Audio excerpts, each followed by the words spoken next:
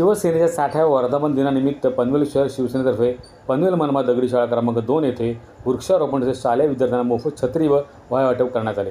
यावेळी शिवसेना सल्लागार रमेश गुडेकर यांच्या माध्यमातून विद्यार्थ्यांना वह्यांचे तर शिवसेना समन्वयक राहुल गोगटे यांच्या माध्यमातून छत्रीचे वाटप करण्यात आले।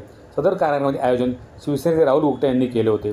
यावेळी शिवसेना जिल्हा सल्लागार रमेश गुडेकर, नगरसेवक महानगरप्रमुख प्रथमेश चौमण, शहरप्रमुख प्रसाद सोनावणे, शहर संघटक अभिजित साखरे, उपशहरप्रमुख शैलेश जगनाडे, अर्जुन परदेशी, शहर उपसंघटक खंडेश धनावडे, शाखाप्रमुख गुलाब बागवान, विक्रम पाटणकर, ज्येष्ठ शिवसैनिक सुजन मुसळणकर, आयोजक शिवसेना समन्वयक राहुल गोगटे तसेच शिवसैनिक मोठ्या संख्येने उपस्थित होते। यावेळी शाळेचे मुख्याध्यापक सुजित म्हात्रे, शिक्षक वैभव पाटील, वैशाली सावळे, अर्चना माने, स्वाती वडील आदींचे सहकार्य लाभले।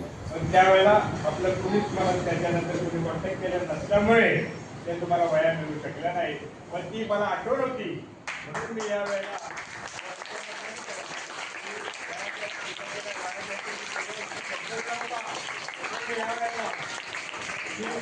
देणार आहे, माझ्याकडे तुम्ही घेऊन जा।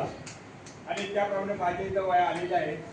मी शिवसेना प्रमुखाच्या विचाराने भारावून गेलेला शिवसैनिक आहे आणि मी असक्त शिवसैनिक आहे। म्हणजे शिवसेना ज्या वेळेला 66 जन्मात आल्यानंतर 2 वर्षाने आमची खेडमध्ये आम्ही खेडचा रत्नागिरी तिथं मी ती शाखा ओपन केली आणि आम्ही तिथून आमचं जे काय प्रस्थापित झालेलो आहोत त्या आतापर्यंत आम्ही शिवसेना आणि शिवसेनाच आहोत। शिवसेना प्रमुखांना मानणारे विचार आणि त्याच्यापासून त्यांच्याकडून घेतलेले विचार हे आजपर्यंत 20% राजकारण, 80% समाजकारण आणि त्या समाजकारणाचा एक भाग म्हणून आम्ही आज तुमच्या समोर इथं वह्या वाटप, पुस्तक वाटप आणि अनेक जे काय लोकांना जे काही गोष्टी लागतात त्या आम्ही आमच्या शाखा देत असतो। अच्छा, शिवाजी महाराज की जय भवानी। दादा, या कार्यक्रमात मुलांमधला दिवस कशा आहे हे तुम्ही आता त्यांच्या गोष्टींना पाहिलं असेलच। आजच्या या आपल्या छत्री वाटप आणि वह्या वाटप या कार्यक्रमासाठी या आपल्या हुतात्मा हिरवे गुरुजी, ज्याला आम्ही दगडी शाळा म्हणून प्रेमाने म्हणतो, या शाळेमध्ये उपस्थित असलेले माझे वरिष्ठ, आमच्या पक्षातील ज्येष्ठ सहकारी आणि आमचे नेते श्री रमेश दादा गुडेकर साहेब यांचं भाषण आता आपण ऐकलं।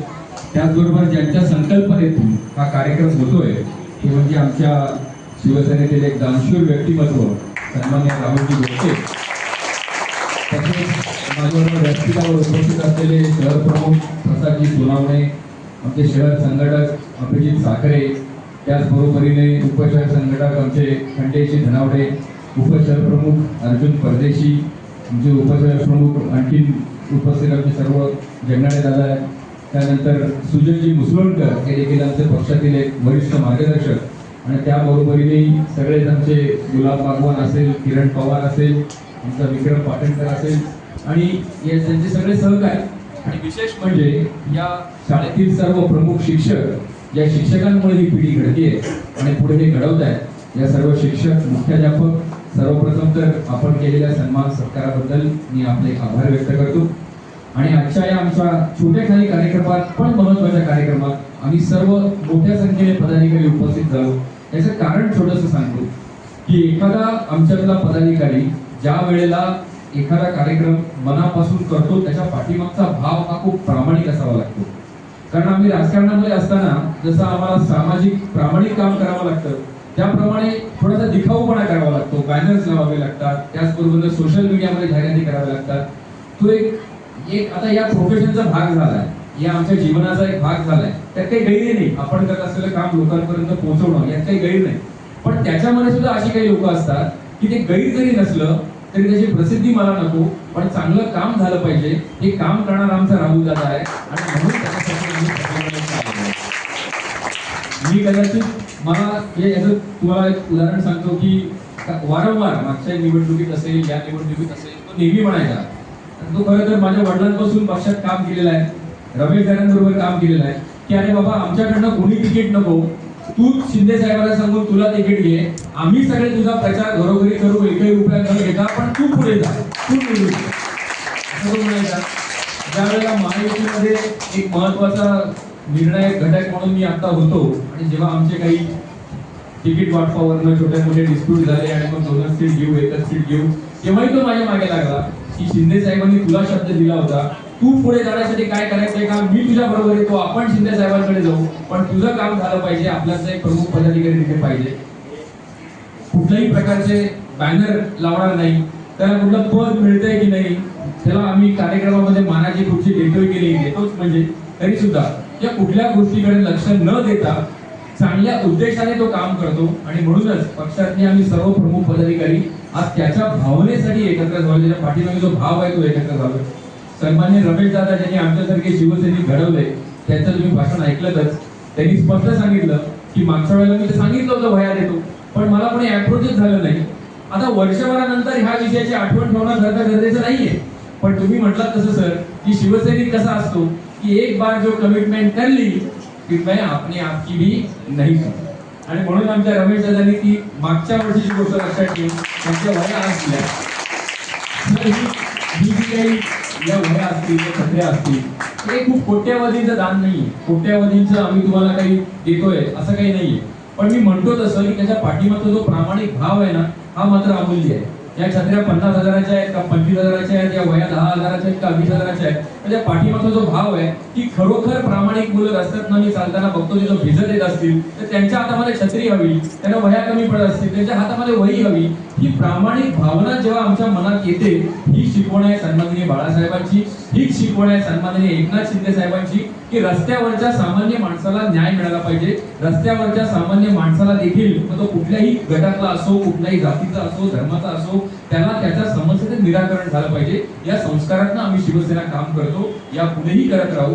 या शाळेचं कौतुक, या सगळ्या शिक्षकांचं कौतुक मी वारंवार केलेलंच आहे. सर मगाशी म्हटले की आमचे शेजारी, त्यामुळे या शाळेमध्ये होत असलेल्या सगळ्या घटना मला की घरात बसून ऐकायला येतात.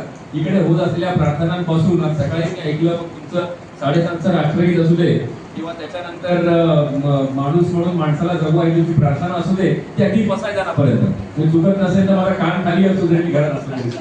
इतक्या योग्य पद्धतीनं सुस्थितीमध्ये आणि शिस्तीने सगळं चालू असतं.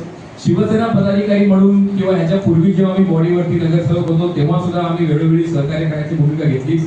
आता पुन्हा एकदा एकनाथ शिंदे साहेबांच्या आदेशाने, परमेश्वराच्या कृपेने याच महानगरपालिकेमध्ये आम्हाला काम करण्याची संधी मिळालेली आहे. तर जास्तीत जास्त चांगलं आमच्याकडून काय करून घेता येईल ही तुमची जबाबदारी आहे. तुम्ही समोर आलं पाहिजे, आम्हाला तुमच्या समस्या सांगितल्या पाहिजे, तुमचे विषय सांगितले पाहिजे, तर आम्हाला ते कळतील. त्याप्रमाणे तुम्ही अवश्य येऊन सांगा.